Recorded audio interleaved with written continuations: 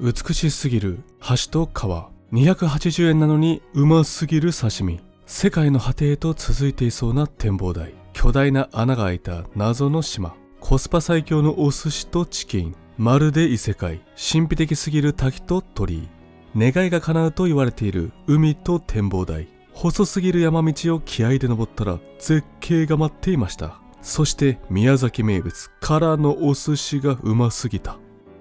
こんにちは、ビエンです。私は毎月 2,3 回旅をしております。今回は九州旅行で宮崎県を観光します。宮崎空港から延岡市にあるホテルを目指しながらグルメと観光スポットを巡る一人旅。ぜひ最後までご覧ください。日本全国の旅行動画を配信中。チャンネル登録と高評価お願いします。朝一の便で羽田空港を出発からの宮崎空港に着陸。マジでか。なんと高さは 10.9 メートルだそうです。宮崎空港に到着しました。朝早い時間だったので送迎バスが利用できず歩いて向かいます。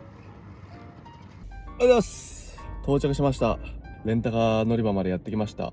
今回も、タイムズカーシェアを利用してドライブ旅していきます。前回が、2025年の9月に、宮崎来たんですよね。なので8ヶ月ぶりですかね。前回が、宮崎県の小林市から海老野市あたりと都城市と、日南串間、あの辺りですかね。最南端エリアも観光したんですけど、今回は、もういきなりですね北上していって、日向延岡で、あと人気のエリアですね、高千穂、主にその辺ですかね。延岡拠点に観光していきます。2泊3日でドライブ旅していきます。ということで今日はこの延岡方面まで北上しながら、グルメと観光を回っていこうと思います。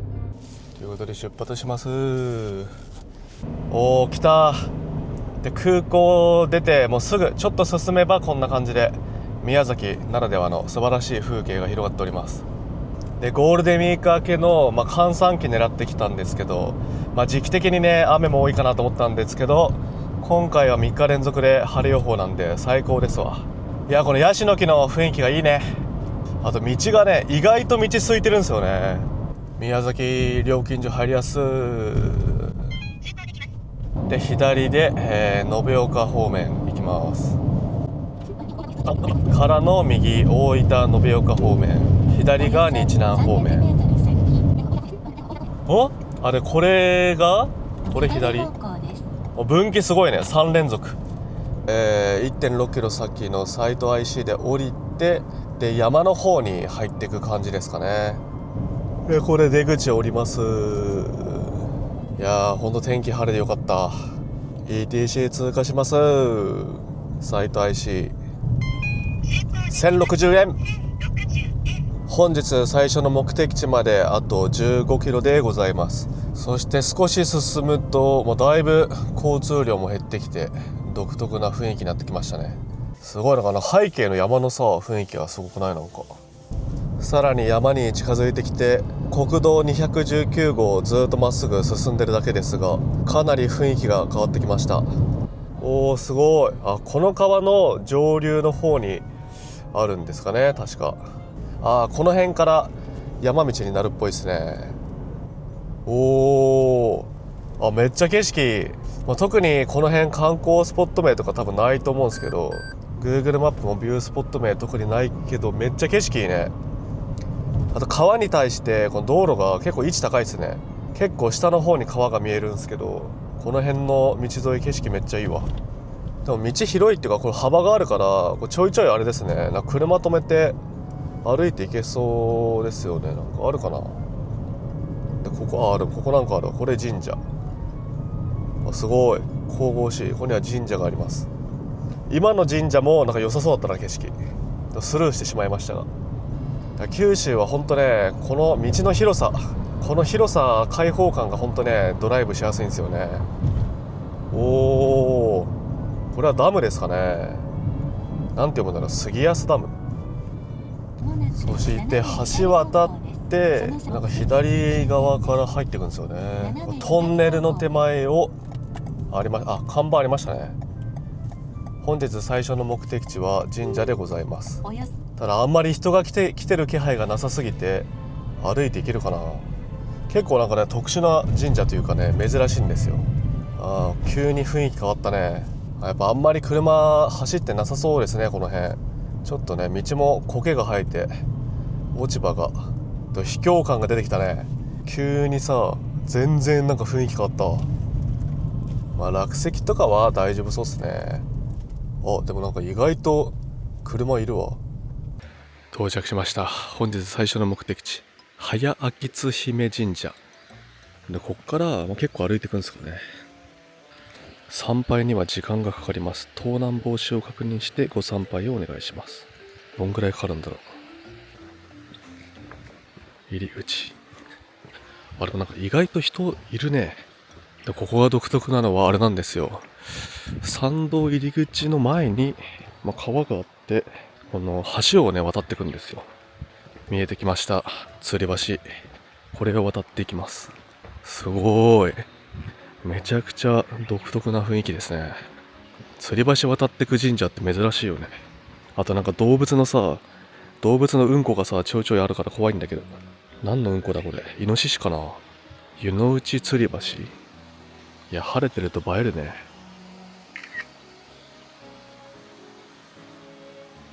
吊り橋にもさ動物のうんこがあったからちょっと怖いわ。ここでイノシシと遭遇したらもうジャンプして避けるしかないよね。川の色がすごいわ。めっちゃなんか緑色というか。見てください。これ素晴らしい景色。宮崎の素晴らしい景色です。高千穂峡とかとはまたちょっと違った雰囲気。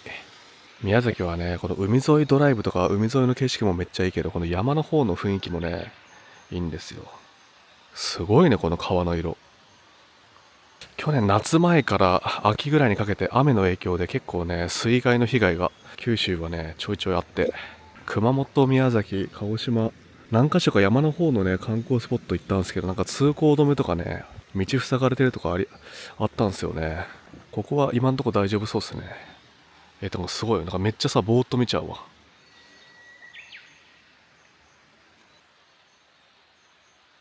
CG みたい。そして吊り橋を渡りました。2007年3月。うわ危な。芋虫がぶら下がってたわ。なんか今動物の気配もした。でこれはこっちか。いやすごいこの川の色がマジですごいわ。すごい。いやほんと来てよかったわ。なんかもうすでにちょっと感動してる景色に。夏はちょっと虫すごそうだけど、5月だったらまだ大丈夫。すごい。3回鳴らしてお参りください。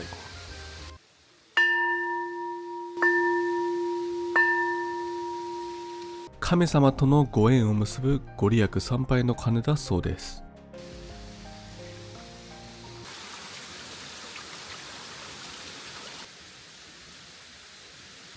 すごい。なんとも不思議な青の鳥居。めちゃめちゃ珍しい。しかも綺麗ですね、色も。参拝記念撮影。この青い鳥居を一目見たくてやってきました。全国的にも珍しい青の鳥居。なんとも不思議な光景です。水の神様を祀っていることから青い鳥居となったそうです。そして早秋津姫神社には見てみたかった景色がもう一つあります。そしてこの奥には滝があります。人生は長い道のり。開運を導く神々が宿る大滝への消されてる字がなんとかです。すごい。でもこれあれだ、こっから行けないんだ。橋渡んないといけないんだ。これめっちゃすごくない？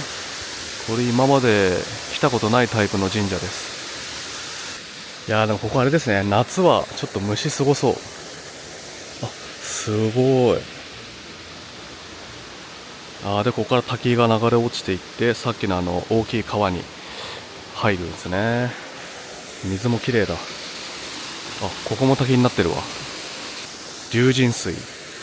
大滝に龍神様の清いエネルギーが住み、汚れを払い、この滝の水は清めの水として持ち帰って、力を授かってご信仰ください。そして大滝までの道はこんな感じでございます。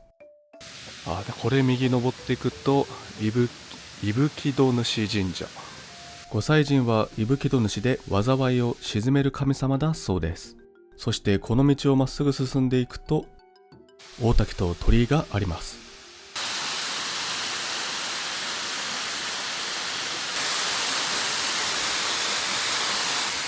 手を合わせ心の中で感謝や願い事をお伝えします。大滝だけでもかなり神秘的な雰囲気がありますが、この鳥居があることによってさらに神々しさが増しております。いやマジですごいわここ。なんかあの上にもなんかあるな。滝の上にもなんか何か人工物的なのが見えます。いやーすごい雰囲気だ。いやーほんとなんか宮崎県の神社は独特ですね。南の方のエリアにある宇土神宮とかもそうなんですけど、洞窟の中にね本殿があったりとか、なんかね独特なところが多いんですよね。ここもまたすごいね。これは見たことないですね。すごい。先ほど外国人の参拝客もいました。どうやって調べたんだろう。いやーめちゃくちゃいい雰囲気だったな。あとこの吊り橋の雰囲気がめっちゃいいわ。何回見ても。ここのちょっと今日はね時間なくていけないんですけど、多分もっとね上流の方に行けばすごいとこありそうですね。こんな感じだと、時間がある方はねもっと上流エリアに行ってもいいのかなと思います。一人旅で来てもなんか割とそんなに怖くはなかったっすね。いやマジですごいわ。いやここがとにかくすごい。絵に描いたような景色ということで次の場所に向かいます。ここに結構ほやほやのうんこが3カ所くらいにうんこあるんですけど、誰か踏んでるわ。参拝してる間に全部踏まれてた。全部ぺちゃんこになってましたね。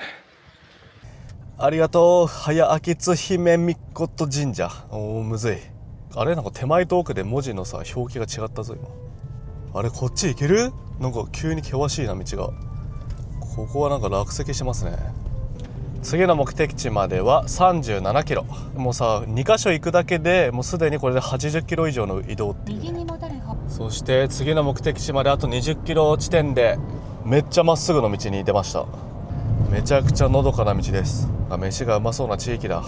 次の目的地は、道の駅、途中にある道の駅なんですが、海鮮丼があったら食べようかなと思います。おーすごっ。この道の雰囲気もめっちゃ良くない？これめっちゃいい雰囲気。素晴らしい日本の田園風景。ドライブ旅やっぱねこういう特に名前のない場所をこうやってダラダラ走ってて眺めのいい場所を見つけるっていうのがやっぱ楽しいね。そして津野町に入りました。あと3キロほど行くと道の駅だそうです。トマトが有名なのかな。この辺トマトのソフトクリームがあるらしいんですよ。それちょっと気になるなと思って、あったら食後のデザートに食べてみようかなっていう。看板が見えてきました。道の駅津野。イントネーションわかんないですけど道の駅津野、津野かわかんないですけど到着しました。バス停もあるんだね。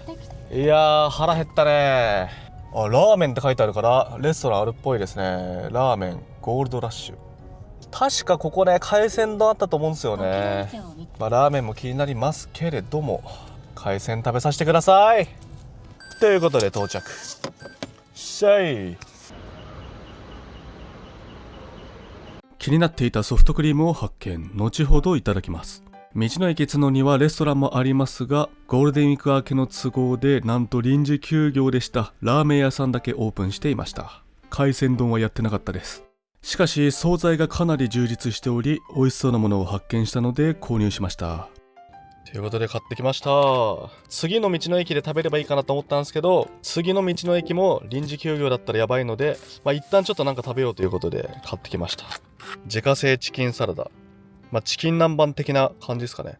でこれがチキンサラダが350円で、あと炙りサバ寿司、これが550円でございます。2つで900円なんでね、旅行先のランチとしては、なかなかリーズナブルでございます。他にもね美味しそうなやついっぱいあったんですけど、鶏肉が好きなんですけど、結構鶏肉あるんですよ宮崎。チキン南蛮もそうだし、あと地鶏炭火焼きが名物なんですけど、地鶏炭火焼きのノーマルとネギマヨと明太マヨと3種類あったんですよ。地鶏炭火焼きだけで。でめっちゃ悩んだんですけど、なんかね一人用がなくて結構量多かったんですよ。でかいやつしか売ってなかったんで、まあ、このちっちゃめのチキンサラダと、炙りサバ寿司にしました。で、醤油がついてます。もう光が当たると映えますね。ということで、醤油をかけていていただきます。あ、すごい。サバの油で醤油弾いてるわ。すげえ、うまそう。あ、結構分厚いわ。思ったより分厚い。いただきます。うまっ。うん。あ、サバうまい。あ、サバうまいな。からのチキンサラダ。量がね、ちょうどいいんですよね。しかも350円。ということで、いざ実食。これ1個しかなかったんで、ラス1だったのかな。うん。でもキャベツも入ってるから、ちょうどいいバランスが。うまっ。想像の100倍くらいうまい。サバがマジでうまい。こんなうまいんだ。名物にした方がいいんじゃないこれ。めちゃめちゃうまいぞ。めっちゃうまい。今日まだ何も食べてないとかそういうのもあるけど、なんかそういう事件じゃない。見た目はまあ普通の炙りサバ寿司なんですけど、やたらうまい。でもチキンサラダもうまいな。サバとチキンサラダの、シンプルに相性がいい説もある。なんかめっちゃうまい。どっちもうまい。食べれば食べるほど回数重ねるごとになんかうまいな。ラスト、チキンサラダラスト。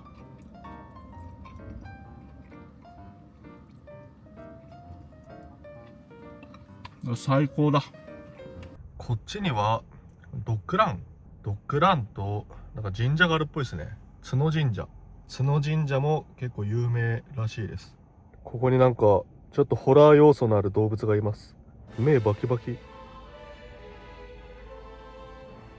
子供泣くてこれ。続いてトマトミックスとホットコーヒー買ってきました。味が想像できないね。道の駅角だからさ、こう角になってんのかね。角とかけて角にしてるのか。食後のデザート、トマト。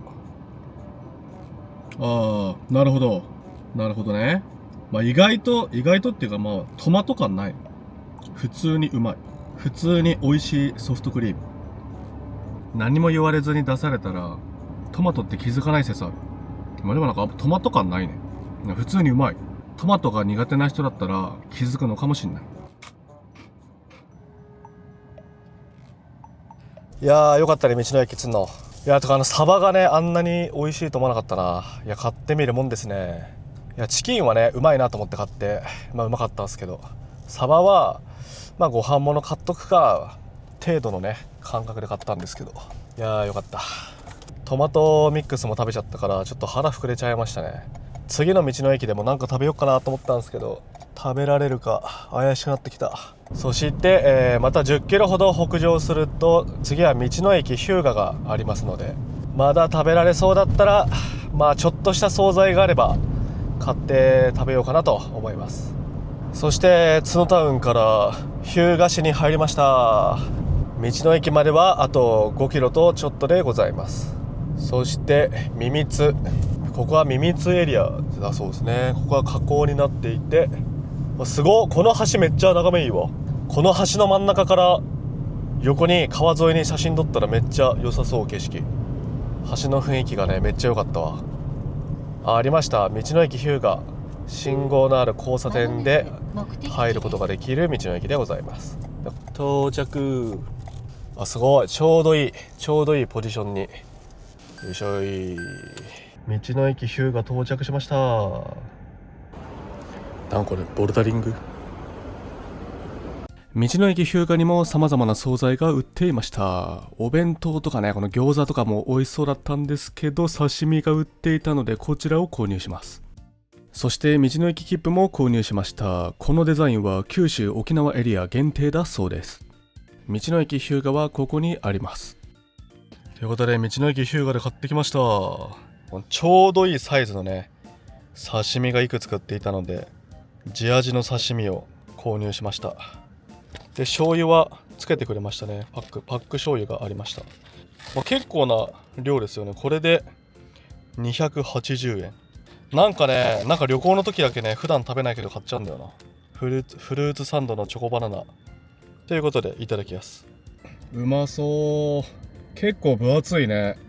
これで280円はなかなかコスパいいんじゃないですか。ここれでうまかったら激アツですね。まあ今ちょっと昼過ぎちゃってるんでね、時間的なあれですけど、ちゃんとうまい。これはあれですかね、日向灘で取れた地魚ってことですよね。結構うまいね。他にもね、刺身いくつかあって、イサキとかもあったっすね。九州の味うまいんだよね。なんかうまいんだよな。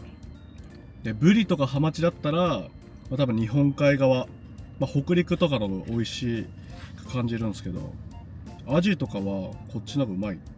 さっきチキンサラダとさ、寿司食べたばっかりだけど、そんなに量多くなかったっていうのもあるんですけど、全然いけちゃうね。あと2切れ、あっという間に。ラストうまっからのフルーツサンド。撮影する前にさ、気づいたらもう一口かぶりついてたわ。もううまいもんめっちゃ食って。最高だ。いや、天気はいいしね。気温もちょうどいいし。で、程よくさ、様々なジャンルのグルメを食べて、最高だ。また旅行の時以外は、味濃いもんとか食べないんですけど、そうすることによって、満足度めっちゃ上がりますね。味濃く感じるというか。ちなみに道の駅切符はこんな感じです。道の駅つのは普通のこのスタンダードのやつがあったんですけど、道の駅日向はこのタイプの切符しかないそうです。ただ逆にこのタイプは九州沖縄の道の駅限定のデザインらしいです。なのでこれはこれでありです。切符にはこれ裏にねなんか書いてあるんですよね。やばいやばい、ワイパー動いちゃった。なんだかんだ完食できたな。意外と余裕だったな。まだなんか食えそうだわ。ということでありがとう道の駅日向で、この道の駅から、これ左に曲がっていくんですかね。これ左側に海があるんですけど、サンパークっていうところがあって、そこも駐車場があって、海沿いに遊歩道に出ることができるらしいです。とりあえずこれをまっすぐ行けばいいのかな。駐車場がこれか。でここなんか温泉もあるんだね。どっから遊歩道行くんだろうこれ。遊歩道の行き方がちょっと分かんないんだけど、すごいね、水平線がまっすぐスッてなってるわ。でこれが温泉だそうです。遊歩道の入り口がどこか分からん。ありました、遊歩道入り口。どこか分からんと思ったその1秒後に発見した。じゃあこの歩道沿いにまっすぐ歩いていけばいいのか。なんかちょいちょいなんかさ、毛虫、これなんか芋虫かなんかがさ空中に浮いてんだよね。なんか糸でつながって芋虫かなんかが。今の時期はあれか、蜂とかは少ないけど芋虫、毛虫がいっぱいいるのか。これどっから入ってくんだろう。これが入り口で合っているのかっていうね。これ展望所は 1.9 キロだからめちゃめちゃ遠いな。じゃあこのサンパークオートキャンプ場から歩いていかないと遠いのか。この先を進んでいく感じですかね。いやちょっとためらうねこの道。これ大丈夫かな。これ本当に遊歩道なのか。ちょっとこれためらうね。人が通った気配がなさすぎますけど、ちょっと危ないですね。ちょっと遊歩道がわかんないな。こっからでも全然景色はいいな。すごいね、水平線が。ちょっとね、さっきの遊歩道だと普段さ、別に歩けるスペースがあったらためらわないんだけど、あの遊歩道はなんか行っちゃいけない気がして引き返してきてしまいました。これは一体何屋さんなんだ。ステアーズ・オブ・ザ・シーってなんだ。レストラン。お土産とかも売ってんのかな。ちょっとお土産も売ってるんだったら見てこようかな。そう、めっちゃ眺めいい。複合施設みたいな感じで、中にはカフェやお土産屋さんがありました。ということでステアーズ・オブ・ザ・シーでした。中にね、ハンバーガー屋さんとカフェとタリーズコーヒーとアパレルショップというか、服屋さんとかお土産屋さんとかいろいろありましたね。旅の途中に寄り道とかにもめちゃくちゃいいと思います。次はまた絶景スポットに行きます。ほんとね、毎年来たくなるような絶景スポットがありまして、そこに展望台が何か所かあるんですけど、いつも同じ場所ばっか行ってて、そういえばこっち側見てないなっていうところもあったので、そこも含めてビュースポットを巡ろうと思います。でここが、漁港になってて、海の駅細島とかあるんですよね。なんだかんだね、一回もここで海鮮丼とか食べたことないんですけど、うまいのかな。割と車止まってましたね。日向のね、この辺の海沿いの雰囲気もめっちゃいいんですよね。日南とかね、日南とか串間とか、南端エリアの東海岸沿いっていうか、あっちもねめっちゃいいんですけど、この辺もねなかなか独特です。この辺から海沿いキワキワですかね。そしてこの海沿いキワキワロードを抜けてからの山道ですかね。こっから急上昇で、これ左行くと馬ヶ瀬とか灯台とかあるエリアで、これ右に行くと願いが叶うクルスの海で、この願いが叶うクルスの海方面が行ったことなかったんですよね。なので後ほど向かいます。よいしょ。ということで日向岬にやってきました。展望所がいくつかあるので、食後の運動がてら歩いていきたいと思います。駐車場から遊歩道入り口が2つあり、売店側とトイレ側に入り口があります。今回はトイレ側にある灯台入り口から入っていきます。でこっち側から行くの初めてだ。ということで人生初細島灯台。灯台はいつもねスルーしちゃってたんですよね。いやいきなり上り坂、結構高い位置にあるのか。灯台は馬ヶ瀬方面は平坦な道が多いんですけど、灯台方面はなかなか上り坂が続いていきます。いや結構登ってくね。でも意外と近いわ。駐車場からだと結構近いね。でこれ左で、細島灯台で、右で馬ヶ瀬。着いた。こんな感じだったんだ。細島灯台は明治末に、海運の発展に伴い細島港の整備が進んだため宮崎県により建設され、明治43年5月10日に点灯しました。空港がこの辺、だいぶ北上してきましたね。灯台エリアは思ったよりも開けていて、奥には展望台があるそうです。でこんな広かったんだ。すごい。展望台があるんだ。日向岬展望所よりも灯台の方がかなり高い位置にありますね。怖い。ここ日向岬展望所があれですね、めっちゃ端っこにあるんですよ。だいぶ高い位置にあります、こっちの方が。ただ木で隠れちゃって下の柱状節理とかが見えないですね。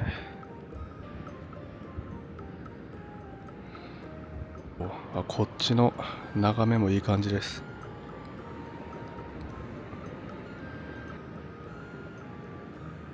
そして奥の方には独特な形の島が見えます。日向岬展望台の遊歩道もかすかに見えました。じゃあ初めての道なんでこっち側から馬ヶ瀬行ってみますかね。500メートルだから思ったよりも遠いな。ここにもベンチがある。こっから下ってってで右に曲がって海に出るんですかね。そっか、今この灯台がある部分と日向岬展望台の部分でなんていうんですか、場所が違うのか。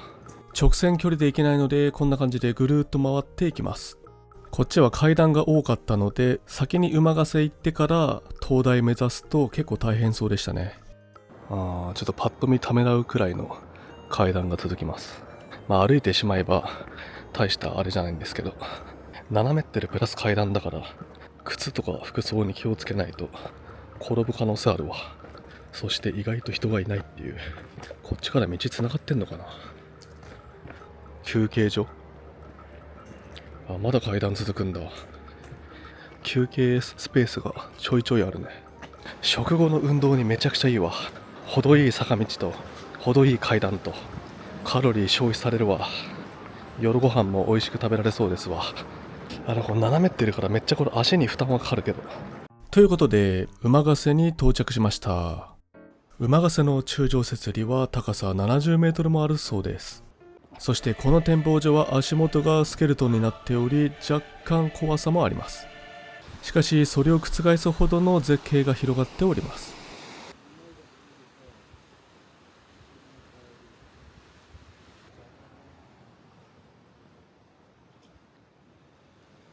からのさらに5分ほど歩くと展望所があります。こっちもね結構いいんですよ。世界の果て感があって素晴らしい絶景なんですよ。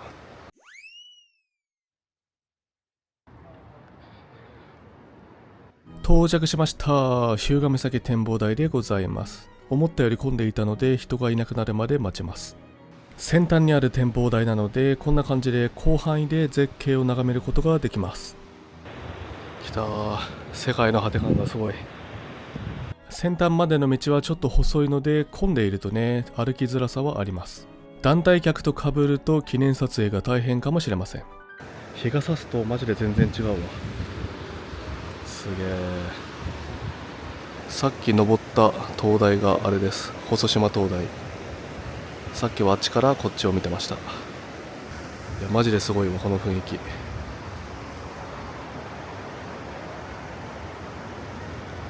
これからも様々な絶景スポットを観光していくのでまだの方はぜひチャンネル登録お願いします。めちゃくちゃいい散歩になったわ。ありがとう日向岬展望台。こんな感じで日陰が多いので夏でもそこまでしんどくはなさそうです。で帰りは別ルートで駐車場に戻ります。馬ヶ瀬から駐車場までの道はこんな感じで平坦なのでかなり歩きやすいです。こっちのルートが一番あれですね、歩きやすいわ。やっぱり灯台ルートが一番過酷ですね。階段プラス坂なんで。こっちはスイスイ楽ちんコースでございます。駐車場見えてきた。ちょっときつい道もありましたが食後の運動にもってこいの場所でした。あまりにも汗かいたんでジュースを買ってしまいました。スパークリング日向夏入りの炭酸飲料。久々に飲むわ炭酸ジュース。うまっ。日向夏の風味めっちゃいいわ。なんかこのみかんとグレープフルーツの間というかさ、柚子とはまた違うんですけどそういう風味もありつつみかんの甘さっていうか意外とあんま嗅いだことない風味。うまいね。ちなみにこの真正面にある馬ヶ瀬茶屋で買いました。でも日向岬はマジで歩くの好きな人で自然が好きでだったら春の日めっちゃいいと思う。午後結構ね達成感もあるしね。で今まで行ったことなかったここをまっすぐ行くとクルスの展望所だっけ、なんだっけな。なんかさドリフトした後みたいなのあるけどなんかドリフト族いんので、この近くにもうちょっといたところに駐車場があるらしいんですよ。看板ありますね。クルスの海。これかな。これ駐車場で合っているのかどうか。車が1台も止まってない。でも Google マップだともうちょっと先にもあるんですよね駐車場が。でそこの目の前が展望台なんですよ。これか。これだ。ここに止めてパパーッと歩いていけるんですよ。来た。人生初クルスの海展望台で、ここはもう全然歩かないんですよ。だから観光する順番的には細島灯台行って馬ヶ瀬日向岬展望所行ってからこっち来た方がメンタル的にもめちゃくちゃ気軽に観光できると思います。すごい一瞬で着いた。ここもちょっとさ展望台っぽくなってるわ。願いが叶うクルスの海。自然からくれたロマンチックな贈り物、あなたの願いが叶いますように。これ空から見ると叶うっていう字に見えるからそういうこと。うわすごい。確かにこう十字になってるわ。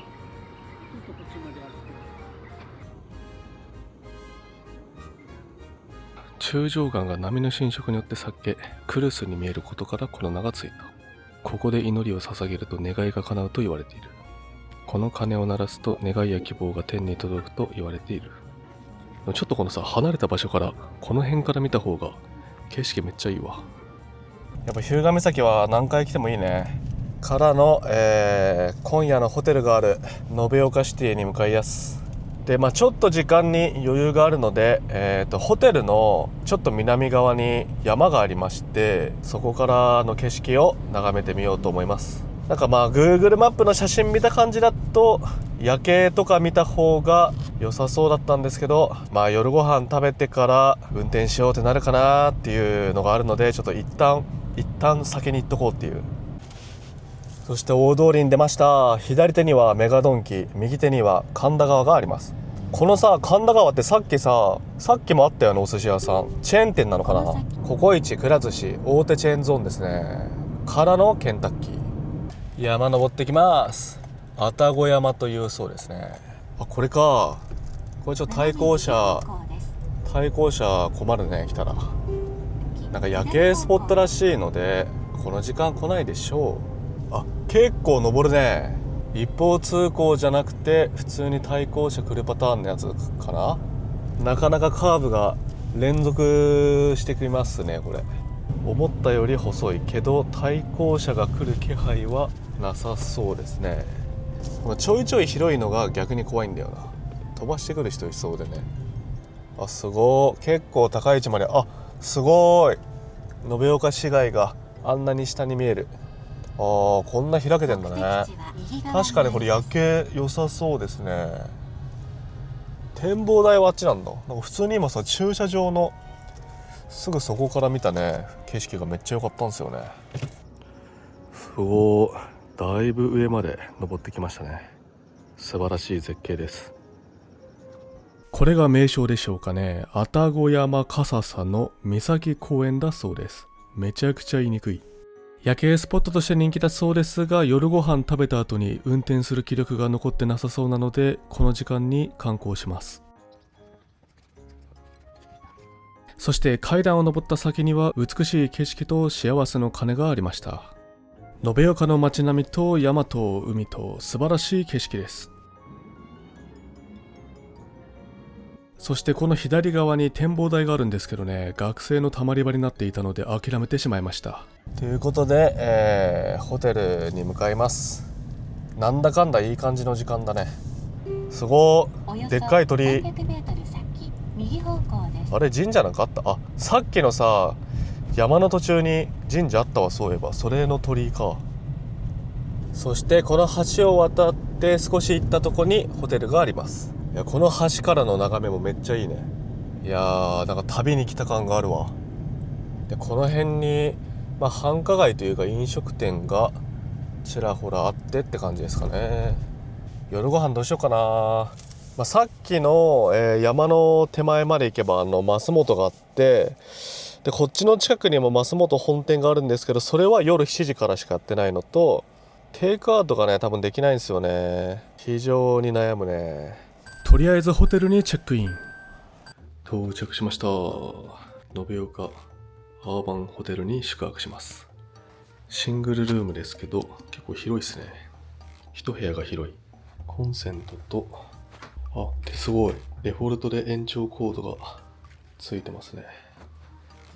で、ここにもちゃんと2つあるわ。最高だ。すごい鏡があって、ドライヤー用のコンセントもあって、下にもあって、でテレビがでかくて、でポットとドライヤー、冷蔵庫、テーブルも横長でいい感じでございます。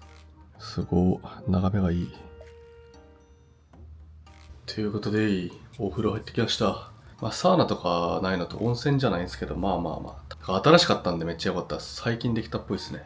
からの早速テイクアウトで、なんか増本はさっきの山の入り口のとこにあるんですよ。ここがテイクアウトできるんですよ。とりあえず人気ナンバーワンの元祖辛麺レギュラー。これ辛さって何がいいんだろう。1辛にしとこう。辛いかな。やっぱ辛麺といえばこんにゃく麺ですかね。こんにゃく麺にして、トッピングは別に特になく、麺を米にしちゃうと伸びちゃう可能性があるってことだよね。じゃあ麺別にしとこう。麺別にしてレンチンすればいいか。で1190円。安いね。やっぱ Uber Eats と違ってさ、この専用のサイトだからさ、Uber Eats とかだってさ、もうなんか2000円ぐらいするからね、こういうの。今自分で取り行くってのもあるんですけど、味噌辛麺レギュラーもうまそうだね。カレーもあるんだ。白い辛麺、トマト、気になるね。でも初めてなんで、一旦無難に人気ナンバーワンにしとこう。これ今日の6時半にしときますかね。ついに人生初、増本の辛麺。今日はなかなか豪華ですね。辛麺と、あとお寿司。増本愛宕店。このドラッグストア森で買い出しして、飲み物とか調達してからの増本ということで辛麺ゲットしました。ということでお寿司と辛麺とゲットしました。いや楽しみだ。きたー。ということで辛麺とお寿司、スープの匂いがマジでめっちゃいい。でお寿司は景気よく特上にしました。お寿司が3100円で辛麺は1100円くらいかな。贅沢な夜ご飯。ちょっと不安要素があったんですけど、麺がこの蓋にお湯入れて、で麺つけてすぐふやけたんで、ちょちょって切って入れれば大丈夫でしたね。全然もう待ったね。麺がふやける前に辛麺から食べよう。辛いかな。1辛にしたんだよね。1辛だったらそんな辛くないでしょうと思って。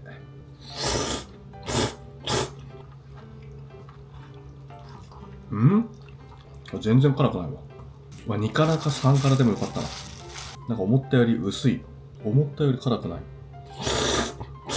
こんにゃく麺は、好き嫌い分かれそうっすね。個人的には前回食べた店がめっちゃうまかったんだよな。あれはまた普通の辛麺とは違うタイプの。一応でもメニューは辛麺って書いてあったけど、宮崎辛麺とはまた違うあれなんですかね。すごいニンニク入り。明日めっちゃ口臭くなってんだこれ。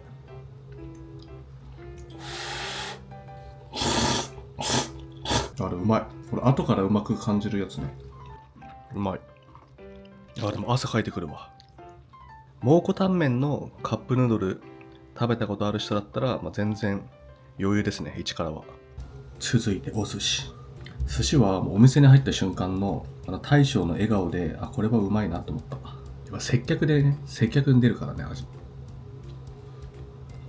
うまい。ネタ分厚い。で、これ特上握りのやつ、3000のやつ、特上握りは、本当はこの中トロとウニらしいんですけど、ウニあんま食べれなくて、他のやつでもいいですかって言ったら、まさかの中トロにしてくれました。ラッキー。やっぱ言ってみるもんですね。ということで中トロこれ大トロかな。